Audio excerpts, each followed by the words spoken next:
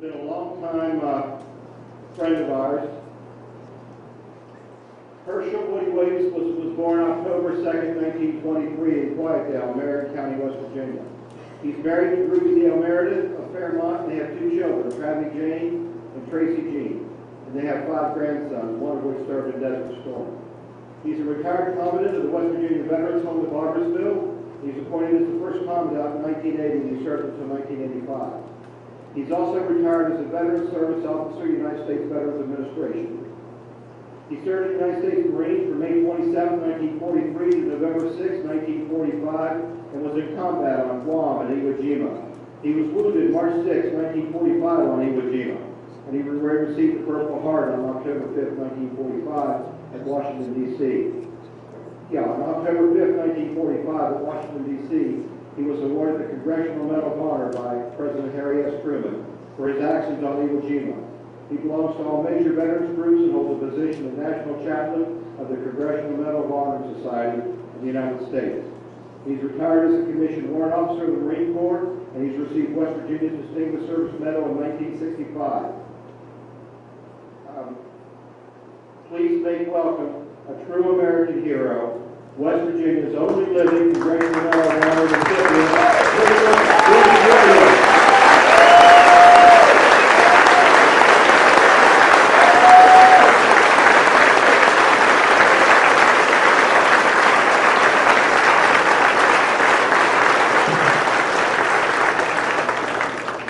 Thank you very much. Thank you for that warm welcome, as if it was cool in here. Thank you for suffering long enough that I may make a few remarks. My remarks are going to be for the young men who have been here this week. Now, the others of you, you can listen in if you want to. You don't have to put your fingers in your ears. But my remarks primarily are directed to those young men. As I look over this group, there's two things very obvious to me. Number one, you are young and I am old. You have learned more in just a few years of your life than I have learned in almost 90 years of my life. You have methods of communication we never dreamed of. We were lucky if we had a telephone. You are in contact with the world like never before in our history. Your challenges and your opportunities are so much greater than anything we would have ever dreamed of.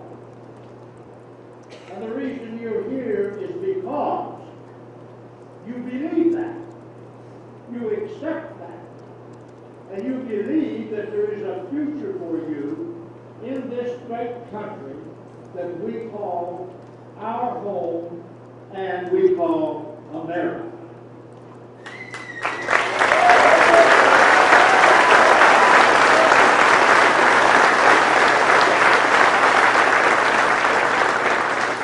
Technology is wonderful. We've got some bad things going on at the moment, but that'll change and this too will pass. America will still be here. And we will still have young men and young women who are willing to sign their name on a line and say, yes, I will serve my country.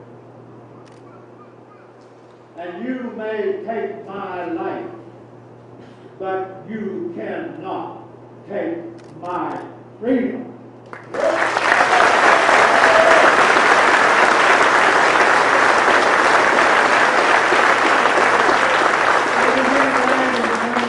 The teacher was trying to teach them a little bit about them. And she had finished her discourse, and then she said, let me see a show of hands of everybody here who wants to go to heaven. Well, everybody put up their hand except Tommy. And she said, Tommy, don't you want to go to heaven? He said, yes, ma'am, I do. She said, well, why didn't you raise your hand? He said, well, I want to go home and pet my dog first.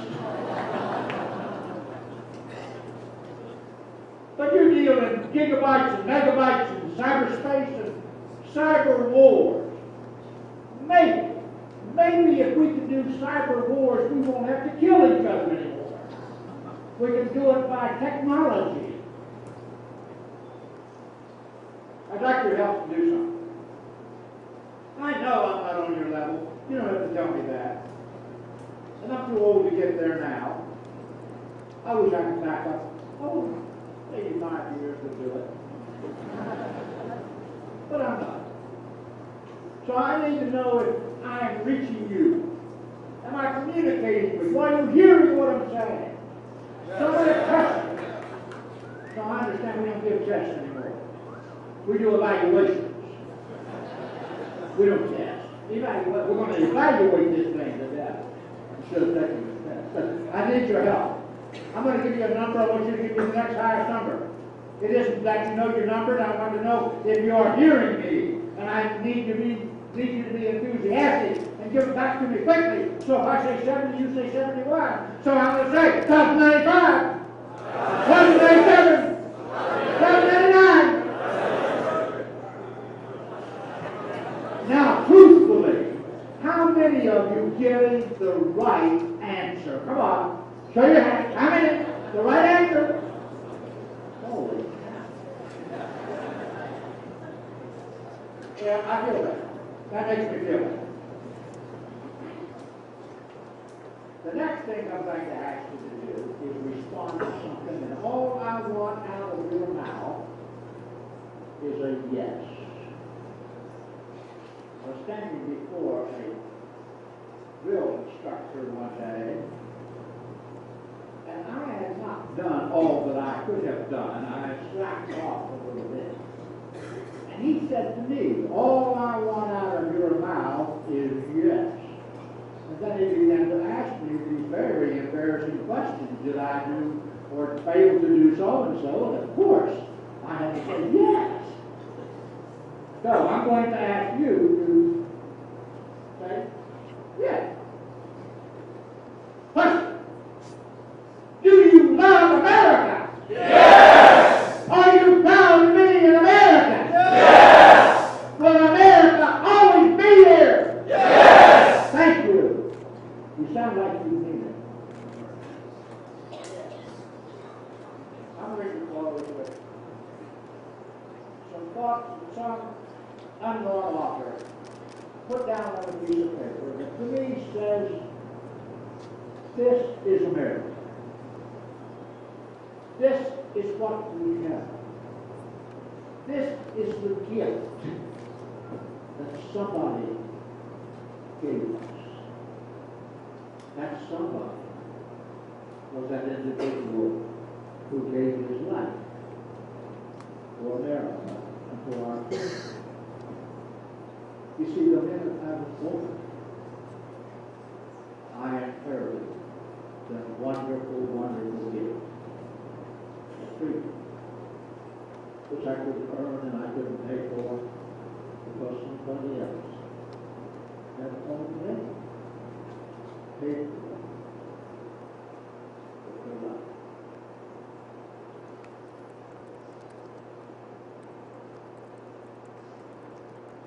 I never made a fortune, and it's too late now. But I don't worry about that much because I am happy anyhow. And as I go along life's way, reaping better than I sowed, I am drinking from my saucer because my cup has overflowed. Haven't got a lot of riches, and sometimes the going's tough. But I've got loving ones around me that makes me rich enough. Thank God for His blessings and for the mercies that He's bestowed. I'm drinking from my saucer because the cup has overflowed. I remember times when things went wrong and my faith